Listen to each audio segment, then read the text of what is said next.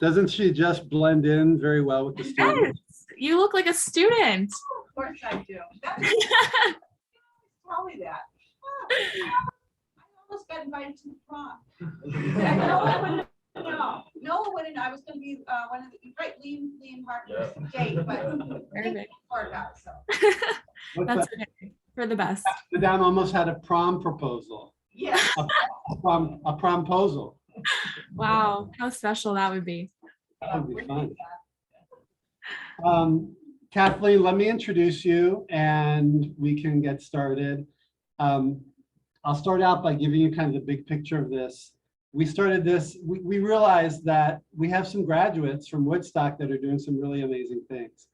And I started looking on LinkedIn and looking through, emails and other like referrals and things. And you came across as doing something we were really excited about with Tiller Swim and with your other work. Mm-hmm. So that's how this got started. This is number 5. You're number 5 out of 5 this year, and we hope to continue doing it next year and maybe have one each month. Yeah. And so we think you're a trailblazer. Oh my gosh, thank you so much. I'm flattered. And yeah, the power of LinkedIn. I was like, how do they know what I'm doing? But I guess that makes a lot of sense. That's great. So we are kind of embedding these inside classes where it makes sense. And so the teachers have stepped up, and if it's a kind of a STEM related field, it kind of falls into a science innovation class. We had another student who was working with the governor of Colorado, and she met with an AP English Lang class to talk about language and rhetoric and political rhetoric and things like that. Yeah. And Madame hurried up and she scooped this one up and she said, this one belongs with me in my yeah, that's definitely a fit. So good pairing there. We don't have a really big group, but live group today, but we have an awesome group, and we're about 7 or 8 people on this end. And I shared some questions with you yesterday, and they've seen the questions and they've added some items to those questions. Great. So we wanted to just kind of start out by asking you kind of the big picture, like what happened after you got that diploma from Woodstock. Yeah. Where you went in the fall of 2014 and then after. And maybe we can take it that way. You can talk for 10 minutes or so and give us the big picture, and then we can open it up to some Q&A. Sounds good. Yeah.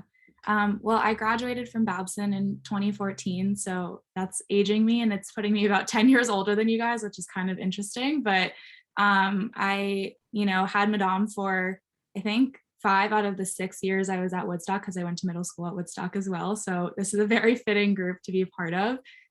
Definitely my favorite teacher. I know that that's like the last question, but I'll talk about that later.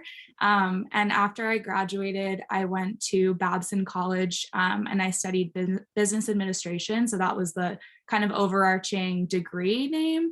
But Babson is specifically known for having kind of like an entrepreneurial program. So it's one of the only schools that does it as, I guess, strongly as it does, where entrepreneurship is basically baked into every single class, whether it's a finance class or an English class. It kind of is weaved into all of the curriculum there. So that was essentially one of the biggest focuses, but I also concentrated in entrepreneurship, marketing, and then here and there a little bit of sustainable fashion. So that's kind of where I got into what I'm doing now. But it kind of all hodgepodge together. When I graduated, I had no idea what I wanted to do, and business is a good umbrella to put that under, because you can kind of go anywhere and do whatever you want with a business degree. So that's what I was looking for. I actually went to Babson with a fellow Woodstock graduate as well, and there's been a handful after me that you guys might know of. But yeah, we have a strong Woodstock community at Babson, which is great. And it's also a small school. So leaving a small high school and going to Babson was really rewarding for me, because I was used to those small classroom settings, being close with teachers, and kind of getting to know your classmates on a more deep level than, you know, going to a bigger school that you're in like huge 1,000-person lectures. So that was something that was really valuable to me. And when I first got to the school, the very first class you take is starting a business. So you actually, you know, create an idea, pitch the idea to your professors, and are given funding to go and actually start the business itself with 20 other students. And so that was a good kickstart into what that might look like. And to this day, that was one of the most interesting and valuable classes that I ever took in college. And it, you know, took you through every step of the business process. So it wasn't just like, oh, we have an idea, let's go buy things and sell it. It was, you know, like pitching to, like, as an investor kind of conversation, going through raising the funding, going through the selling process, the marketing and all of that. So that was really cool to see there. Yeah, I guess I can continue into after college as well. But after I graduated from Babson, again, like I said, I majored in marketing pretty much. So I was looking in that area. Again, there's a ton of different fields when it comes to marketing. So was pretty much putting myself out there everywhere that I could. And specifically, I landed in digital media. So that's, you know, advertising. If you ever get an ad on Facebook or Instagram, that was basically my job. And simultaneously, that was in Boston. I was starting to work the idea of doing something in the apparel space. So while I was at Babson, I kind of had the idea to do something in the swimwear world.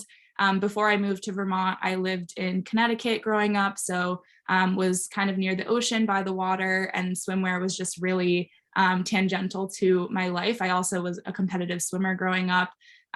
So that seemed something really comfortable and really natural for me to get into.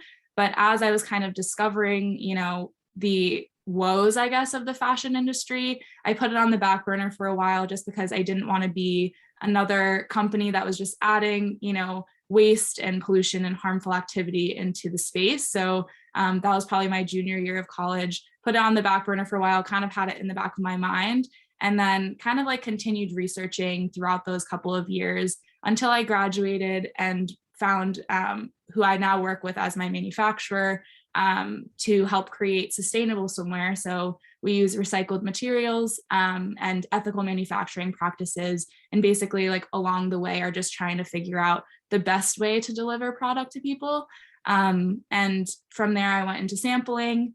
I, you know, was still working a full-time job, so that was definitely challenging to balance both of them. But as I got into kind of like the spring after I graduated, I was able to start a Kickstarter campaign, and Madame actually introduced me to the crowdfunding method in high school because we would crowdfund and do things for different field trips and projects. But I went into a Kickstarter campaign and was able to raise all of the funding to help start my business, which is called Tiller. And we were able to create a sustainable swimwear line, and it's still running today. So that was a really good jumpstart into, you know, figuring out what that even looks like. And again, I didn't have a fashion background, I had a business background. So being able to kind of piece those different things together, use some of my interests in the past, and then build the company off of that. But yeah, it's been a roller coaster. Did you design the bathing suit yourself?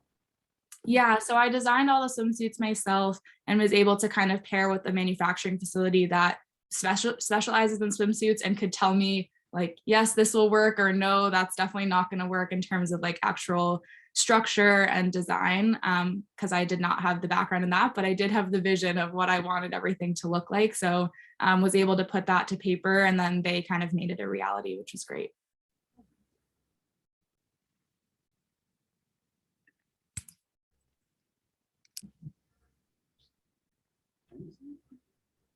Yeah, can we start opening it up to questions, Kathleen? Yeah. Sure, yeah.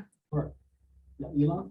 So, like, a lot of things you learn in high school, like, at the time, seem rather, like, pointless and arbitrary.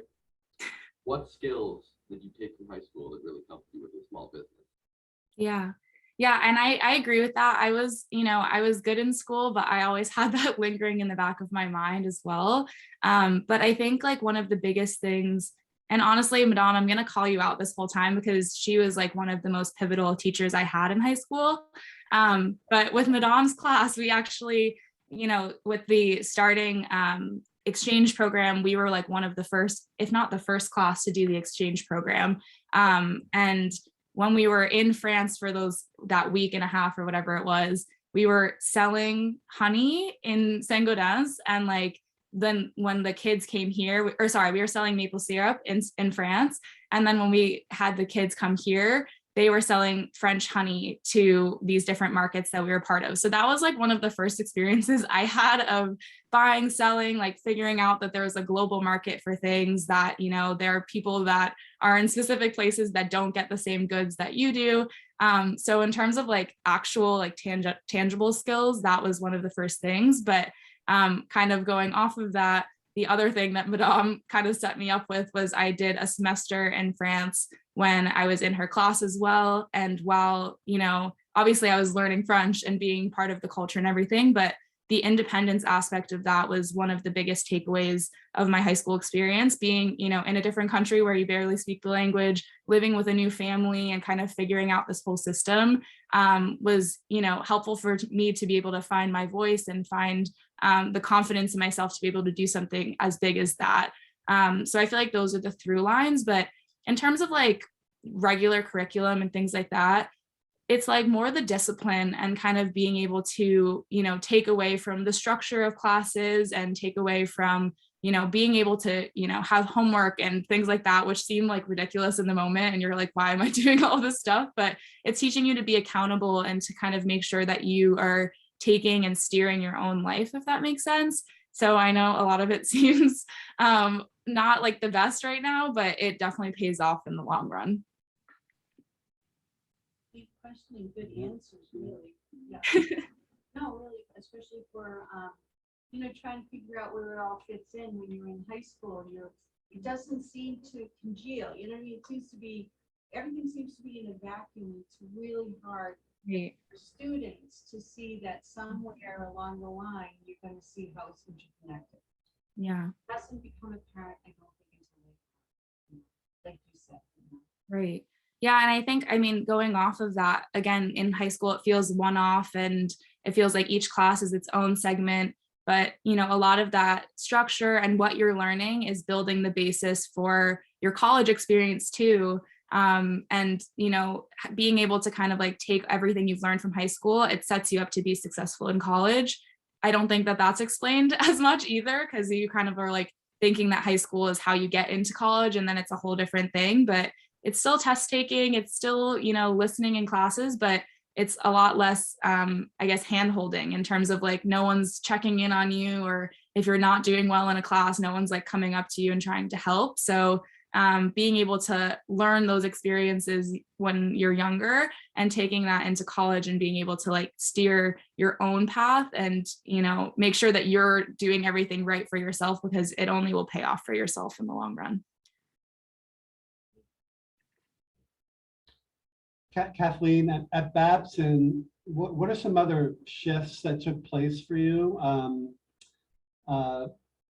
Was it just a series of classes towards a degree, or did Babson offer you any kind of, in addition to the starting your own business class, were there opportunities for internships or getting into Boston or working with, in a more hands-on, authentic way to help you kind of decide whether or not if business was really what you wanted to pursue? Yeah. Babson is very career oriented from the beginning, which is a little counterintuitive. Again, it's like graduating from high school, getting into college, and then they're already talking about like, what do you want to do for the rest of your life? Which kind of feels, other colleges, especially liberal arts schools, are kind of like letting you change majors in the first few years, like figure out what you want to do.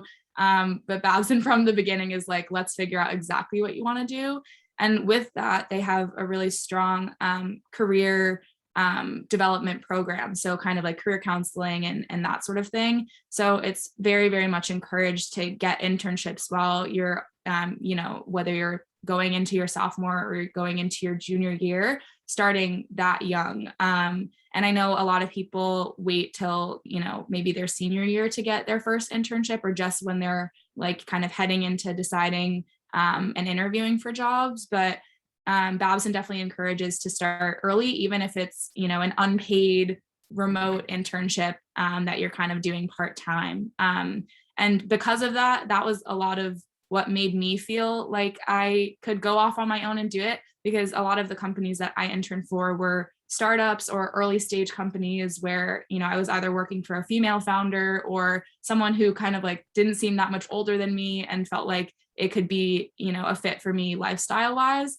And I've never been good at like forming to the mold, I guess. So I knew that early on, where I knew that I wanted to do something different. And I didn't know until college that doing something for myself was even a possibility. So that was kind of where I initially felt that way. But then even after graduating, when I was starting to work in the real world for an ad agency, I was working, this was very weird and serendipitous, but I worked for a pretty much all female advertising agency in Boston. It was another small setting. I think the company total was like 40 people. So sitting in my office was about 20. And being in that small of an environment in a work setting is very unique. It's rare, very rare, especially right after you graduate. A lot of people are working for the bigger corporations. So being able to like talk to the CEO who started the agency herself and was in the office regularly, and kind of knowing her journey, as well as having, mentors within my my just office space and people that I worked with on a daily basis, allowed me to see that there were, different opportunities there.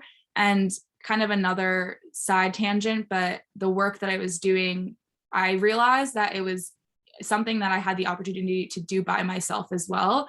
It wasn't, dependent on other people. It's work that you could do for a client on your computer from anywhere, basically. So being able to kind of put those pieces together really helped me to figure out if, I could even start my business, because when I made that realization, I realized that, well, I could still be working in this career, in this industry without, necessarily working for an agency full time and committing all of my time there.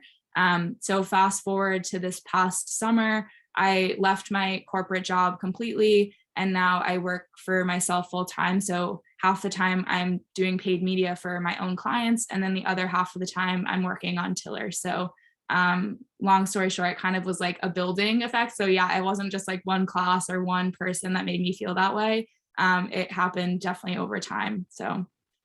Wait, what were some of the who was she marketing for? When you were in Boston, what kinds of companies were you marketing for? So when I was in Boston, I was working for specifically beauty, luxury, and high-end brands. So I don't know, like there was a designer handbag company. I don't know if I'm supposed to say client names, but a skincare company that you guys would know of. And then, some other bigger companies that were in the similar space. And then when I moved, I actually live in LA now. So that's where I'm based right now. But I moved to LA, worked for a different agency, and there I was working for tech clients and kind of like high growth startups.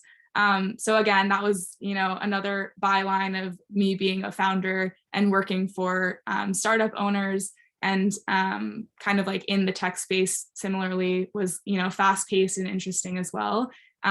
So yeah, I got a mix of industries and business sizes and things like that. So I currently work for, some larger corporations as well as some small brands. So I like to have the mix, because the smaller businesses, I'm working one-to-one with the founders, and I can kind of, guide them in also the experience that I've had. So it's been definitely rewarding and interesting. How did you get your clients? How did you know that you're there? A lot of them were just connections from past agency relationships. So that's like one thing about the agency world, is everyone's really willing to help one another because you're kind of all on the same boat. It's not really like any other corporations where you feel like it's competing, or it's like, you're like taking proprietary information or something like that, just because it's, you're working for clients. You're not like working for a brand itself, if that makes sense. So for two of my clients, they were two separate referrals from previous coworkers. And then otherwise it's just people who have reached out, or I've reached out to them and kind of like pitched myself. So that's the other thing about working for yourself, is it's pretty much constantly pitching yourself, constantly like interviewing, which is interesting. But I think it's like a great skill to build on, definitely. Kathleen, can you talk a little bit about your relationships with your mentors and how they impacted you or influenced you, what you kind of gleaned from those relationships? Yeah.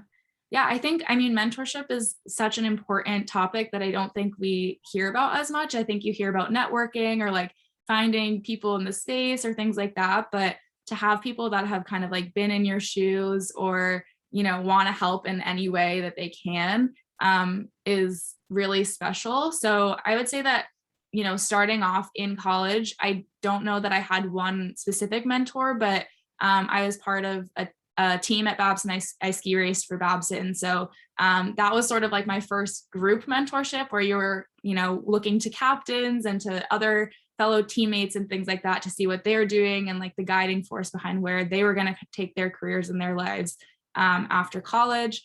And then, like I said, when I went to that first agency after school, it was basically all of these women who were really trying to help. I was the new kid on the block. I think I was the youngest by maybe 4 or 5 years. Because of how few people there were, it was just kind of like people stayed there for a long time and really loved it. So they kind of were like, oh, you're 22. And at the time I was like, wait, I didn't know that I was young. Like I thought there would be other people here, but they were in their late 20s, had already figured it out and were kind of there to help guide me, which was great.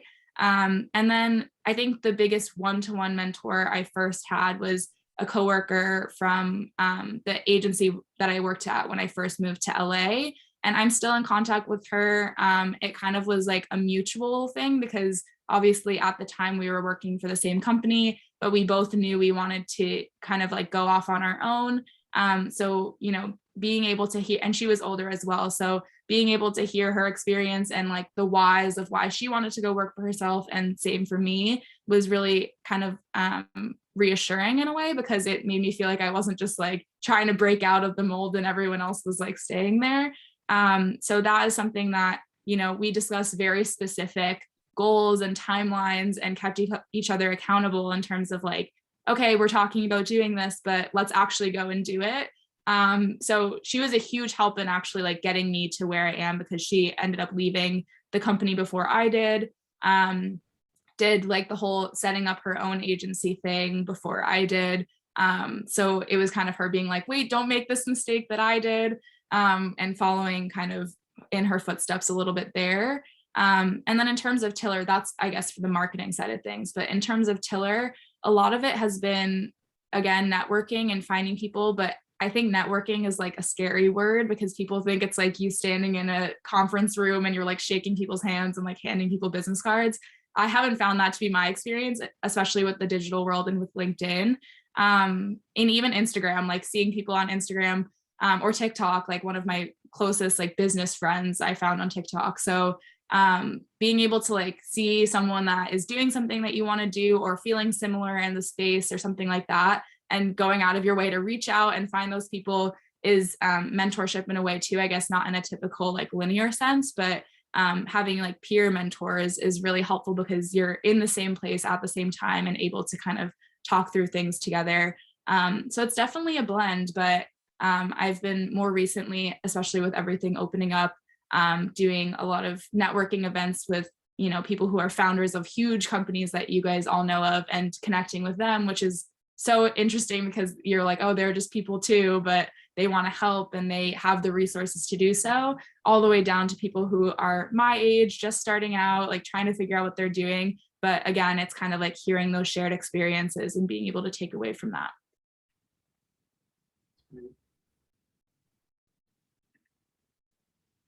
I'm just gonna hit some of these on the list unless you Yeah, guys I, want to. I, who did the video for your, like you and your sister in the video? Who did the video? Oh, it was my brother. Alex did that. Yeah. Yeah, it's a family affair. My parents used to always joke. So my sister, she currently works at Apple. She's an iOS developer. My brother is working at Amazon Studios as a photographer, and I'm doing business. So they would always joke that we're like 3 different realms of like different industries. So we should go and start something together. They are not into that. They are doing their, their own thing. But they have helped a lot. Amelia loves to be in all of my like photo shoots and video shoots, and Alex will edit things. When I did a brief podcast. He was editing all of the podcast episodes and things like that. So yeah, it's a family support system for sure. I kind of thought that was Alex. Yeah. Kathleen, was the family a big reason why you moved from the East Coast to the West Coast? Yeah, my sister went to school out here. So I kind of was always coming out here to visit. But then, I mean, just lifestyle wise, it fit a lot better. Like I said, I am a big skier. So the skiing is like, I hate to say it, I know Vermont's great, but the skiing is 10 times better out here. And also in terms of Tiller, having a swimsuit line makes a lot more sense in LA than it did in Boston. But my sister and I were here together for a few years, but she actually just moved to San Francisco for that Apple job, which rightfully so. But yeah, we're still close out here, and my brother is still on the East Coast.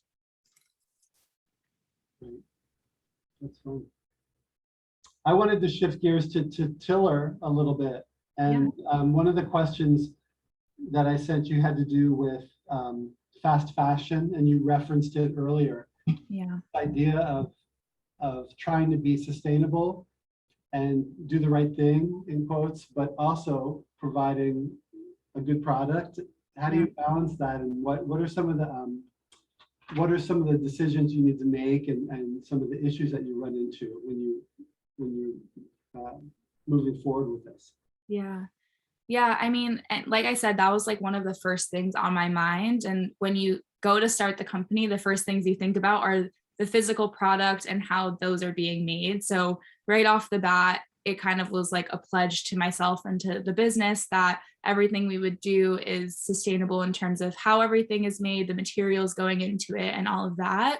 But as we've kind of grown and started to figure out what's going on behind the scenes, it has definitely expanded into, how to promote a product without like forcing it on someone that might not need it, or being able to, close the loop in terms of like, now we have an upcycling program where we'll collect old swimsuits, active wear, anything performance wear, and eventually we'll help to turn that into new products. And then, I think the idea of growth is really interesting as a sustainable company, because obviously you want to grow and you want to be, out on the market with a better alternative for all of these people. But in the meantime, it's kind of like there are hundreds of other options. Why would I be adding to the mix of more products in the space? But I think the thing that I hold on to is eventually it will be the better alternative to shop sustainably, and people will kind of gravitate towards that and look for that as a prerequisite before buying something. So in the meantime, it feels like there's a million options, but I think in the future, as people's priorities while they're shopping changes, it'll be really important to have those options that are really good ones. And just making sure that as we grow, transparency is at the core of what we do. I think like a big part of sustainability is realizing that like, if you're making a product, it's not going to be sustainable at the end of the day. Like it's still a product. It's still, something new going into the world, when you could be shopping secondhand or repairing something you already own, wearing things that are in your own closet, etc. But I think it's, finding the imperfections in it and doing the best that you can as a consumer, and figuring out, what those brands you can trust are. And I think transparency is going to be at the core of that, in terms of like understanding the whole supply chain, understanding what the company is actually doing. Like all of our production is small batch. So it's like, we're not overproducing and just sitting on a bunch of inventory that we have to get rid of. And making sure that the customer experience is not one of like, oh, you're being sold this, like I'm forcing this kind of into your space. But, if you need this product, if this is something that you actually like need to supplement in your wardrobe, that it's something that is available to you, if that makes sense. So it's also going to be about shifting consumer mindset.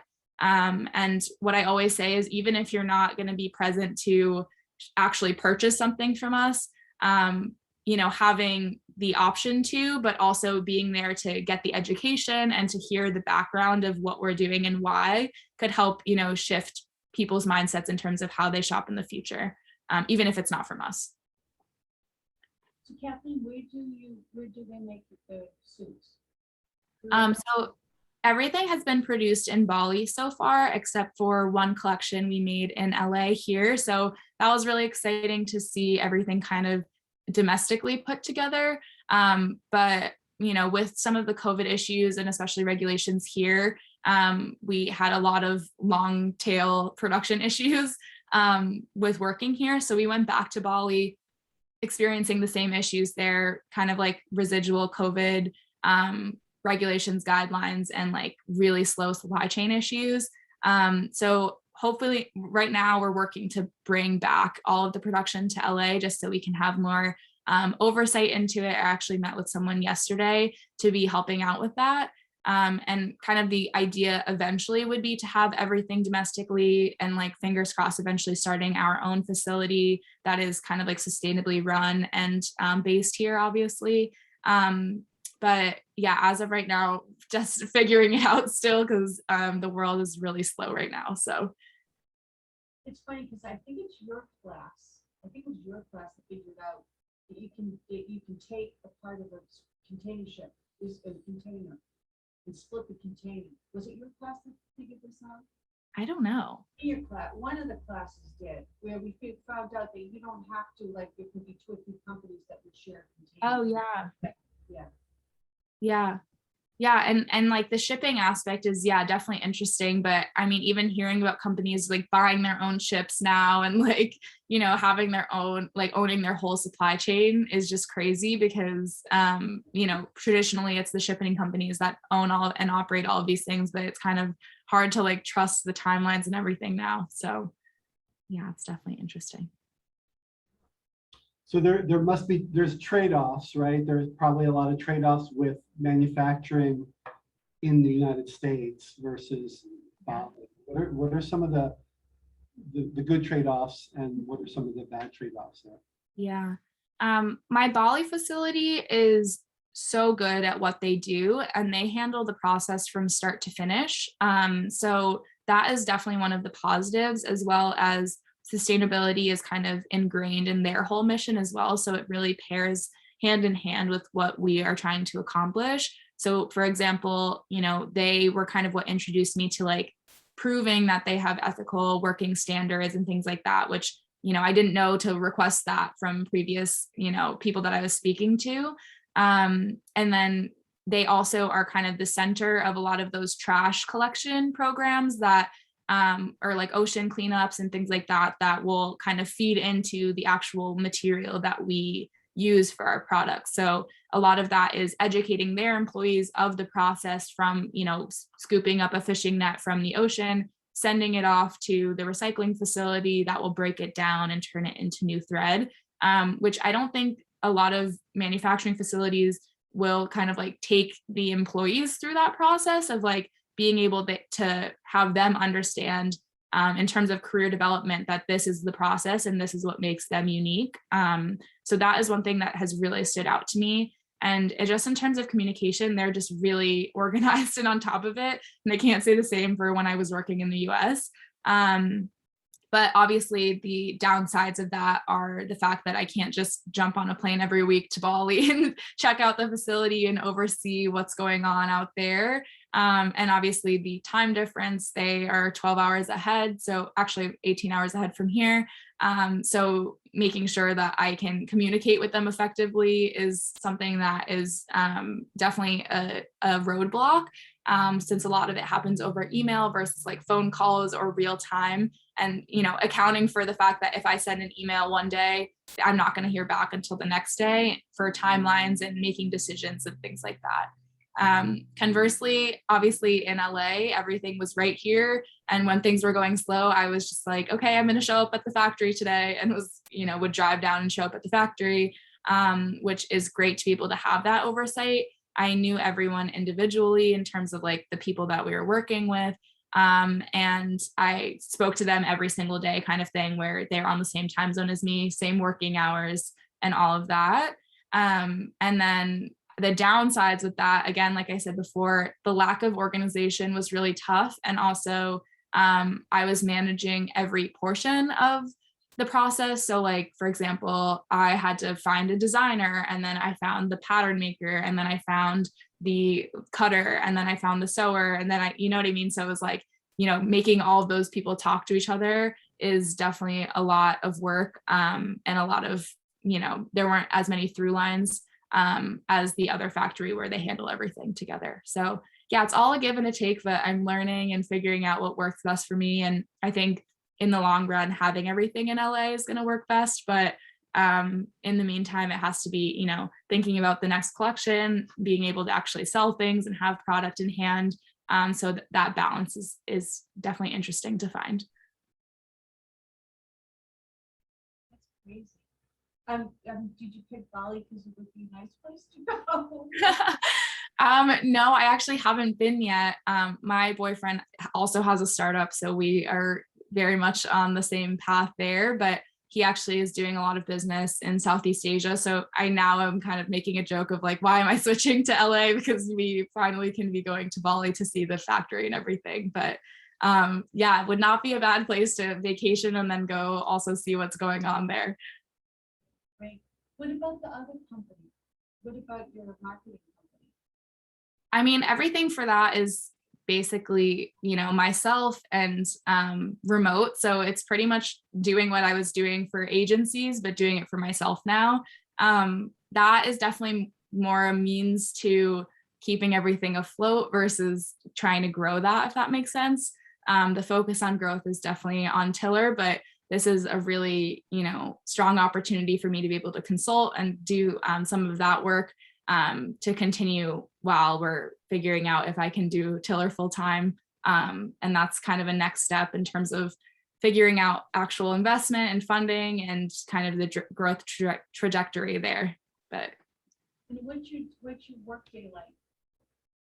My workday is pretty much split down the middle. I will do client work. A lot of my clients are on the East Coast or, behind me or ahead of me in time. So I'll work a few hours in the morning and then I'll transition over to Tiller work. So I actually have 4 interns that are going to be starting with me in a couple of weeks. So it's going to be a lot of calls with them and, manufacturing issues and things like that. And then it never ends. So now I'm getting in my shipment for this summer, but I'm working on next summer already and next fall and everything. So yeah, so it's kind of forward thinking and being able to spend the afternoon times, I guess, working on all of that stuff. Definitely. Kathleen, in addition to the interns, do you have other employees working with Tiller? No, it's just me right now. This will be my 4th class of interns that have come and helped out, which is great. A lot of them are early college students, so kind of before they're really figuring out what they want to do, they're coming to work for me. And a lot of it is project-based.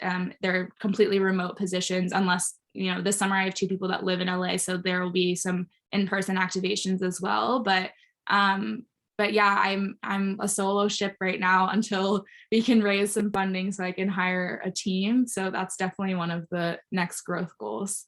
Where are your interns coming from? They've come from all over. It really, 3 years ago, it started with a lot of Babson students because they were familiar with what I was doing and were connected through my sorority that I was in or my ski team.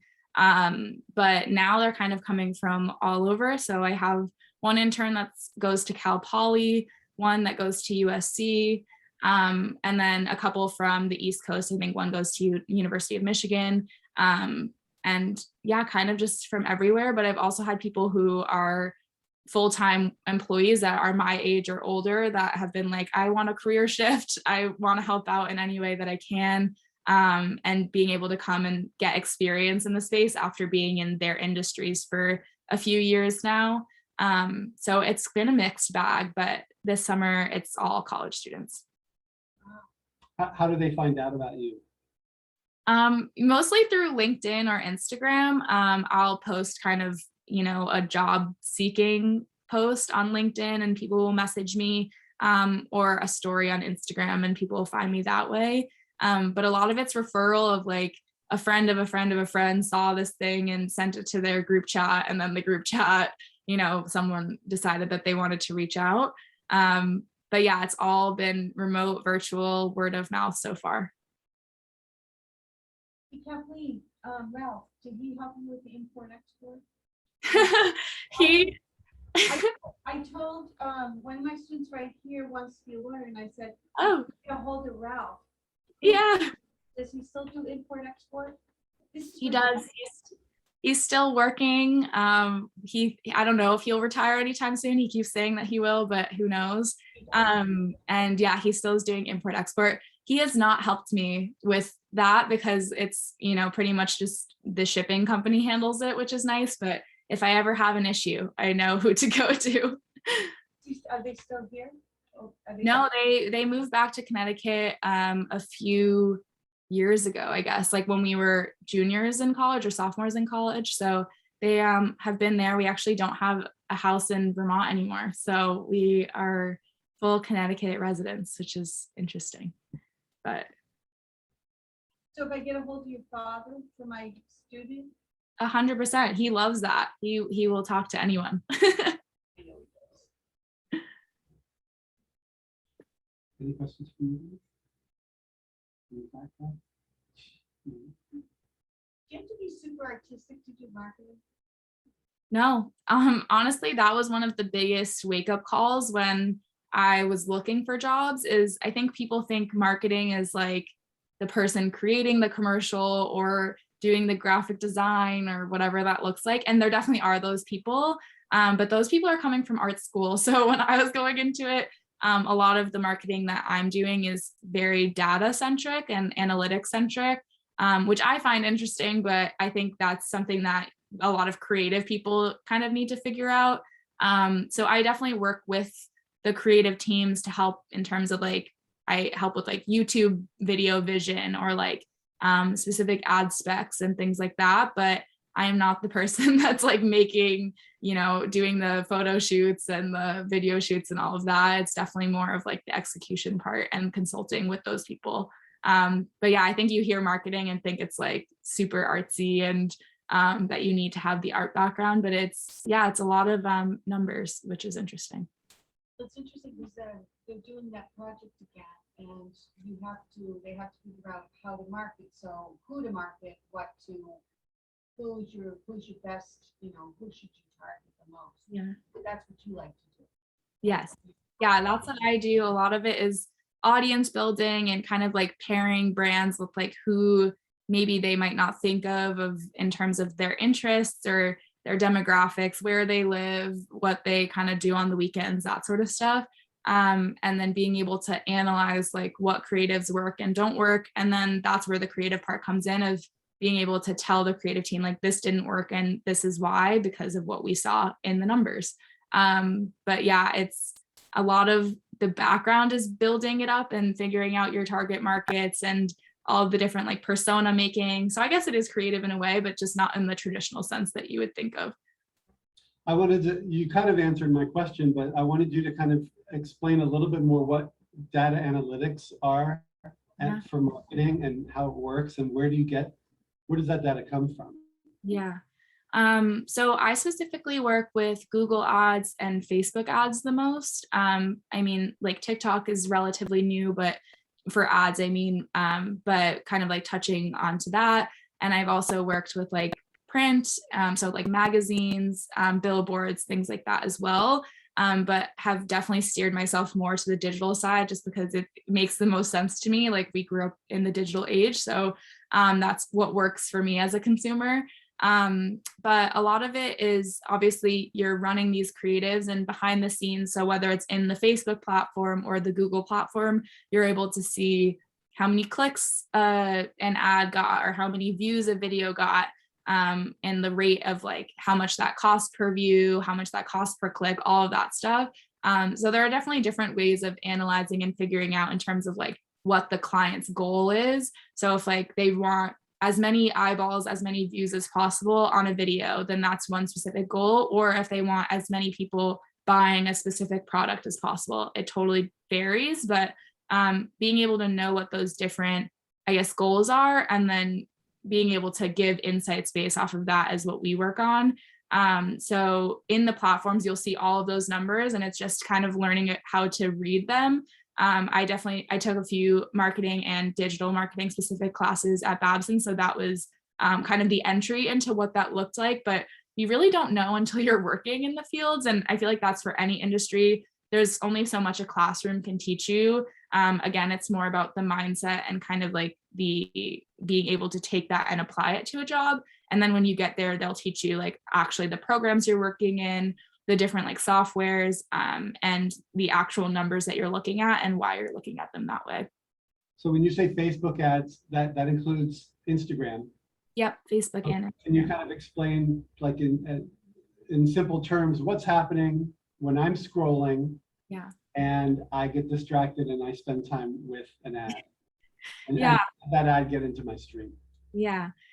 So like what we were talking about before in terms of like audience building, every one of you who is an internet user, you are building yourself into these different audiences. So what posts you interact with, what websites you visit, what clothes you buy, whatever that looks like. Facebook is categorizing you. So I'm sure you guys have heard of all of like the privacy issues and like, you know, all of the data collection and things like that. But that basically comes from your own activity. So it's, you know, obviously they're changing the way that that's collected now. But for example, like if you have a dog and you are always searching for like dog toys, you will be put into a category of interested in dog toys. So then if I am a pet company, I could, you know, target you for a dog toy specific ad. And I know there's like a lot of the like voice little listening things that people have questions about. For sure they're listening, like they are collecting all of the information that they can. So like if you're in the Instagram app and you're talking about like hockey skates, this happened to me. I don't play hockey. I never ice skate.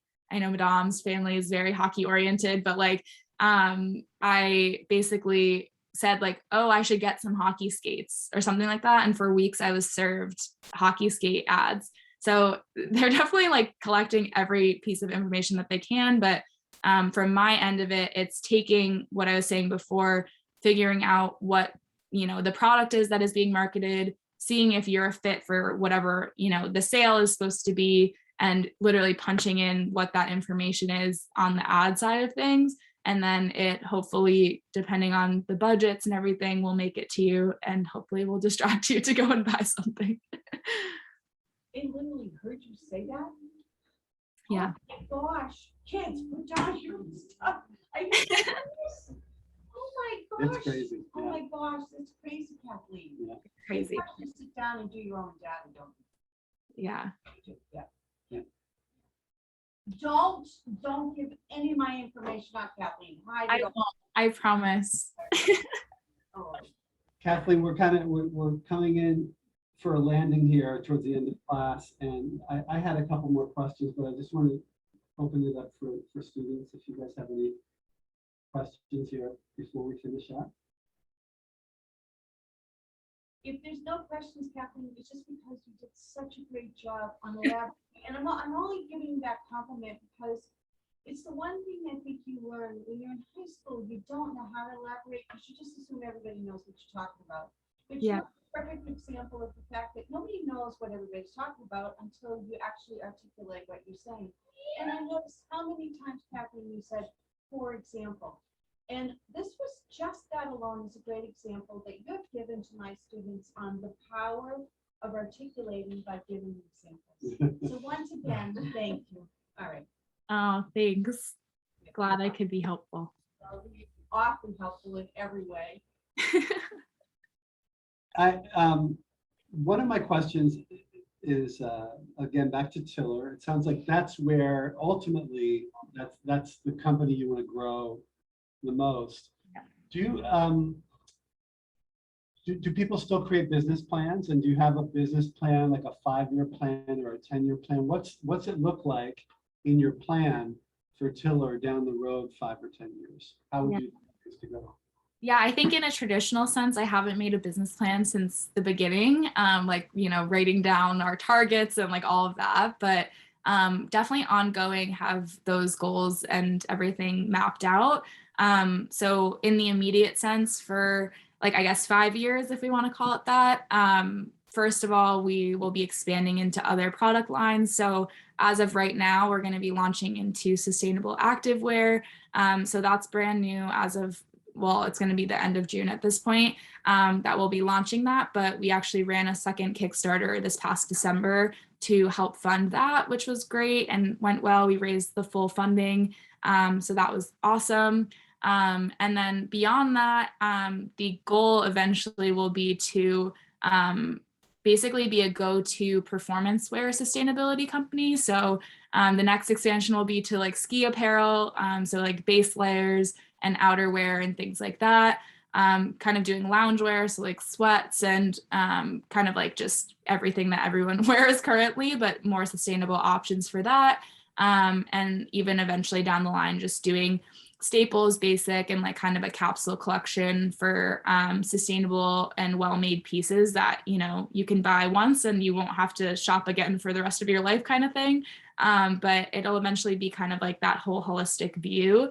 And in terms of like very specific goals, we'll be going out for funding next year to actually have the capital to do all of this, which will be definitely a new path for me. Like I said before, building out a team. So being able to have in-house people that work directly for me is a huge immediate goal. So that will come in tangent with funding.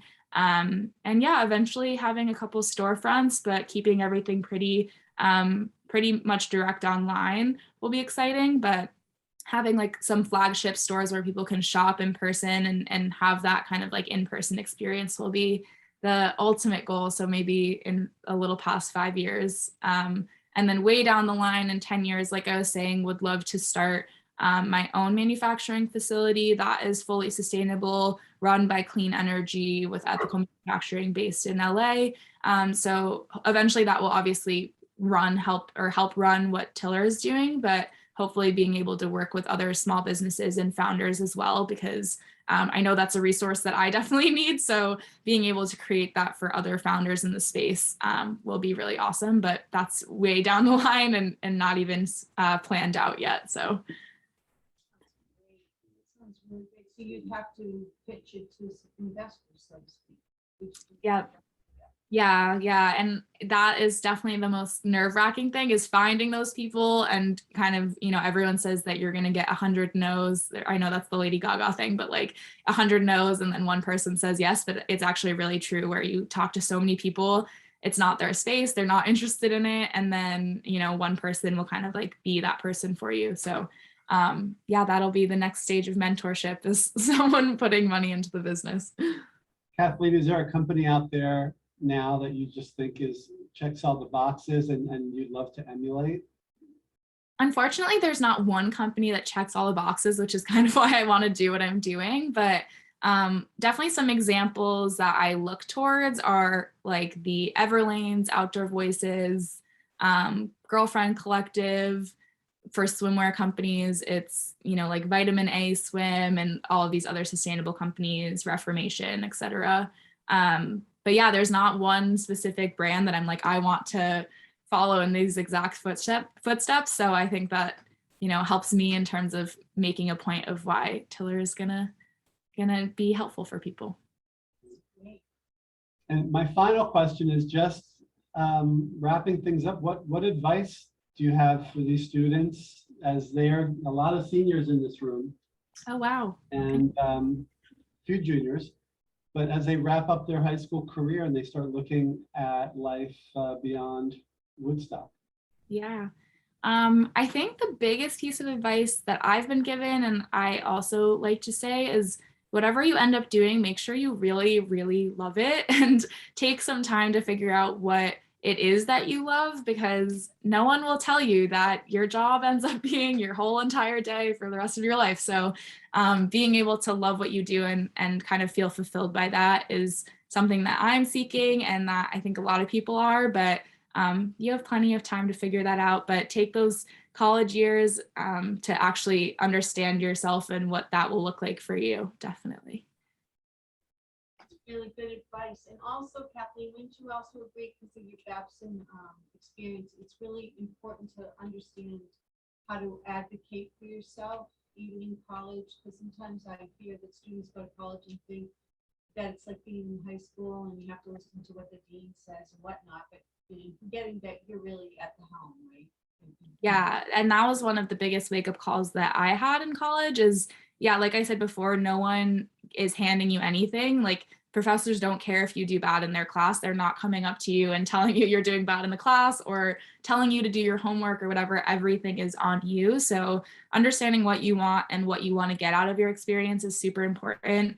From the beginning. I know I definitely struggled, like my first semester of college, did not do that well in school. And you kind of have to understand that building those relationships is on you.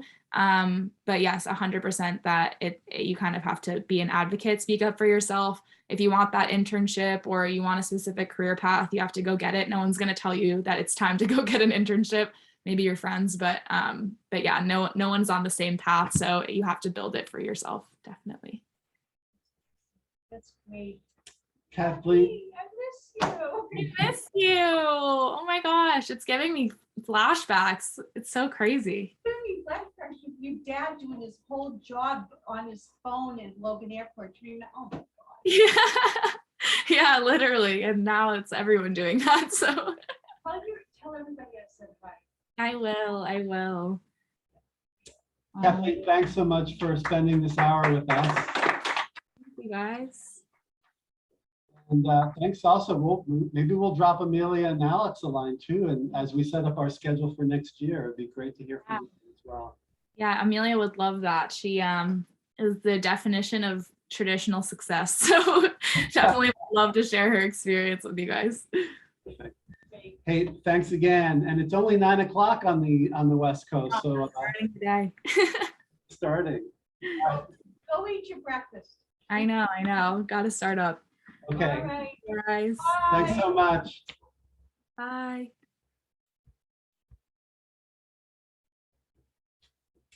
I appreciate you guys a lot of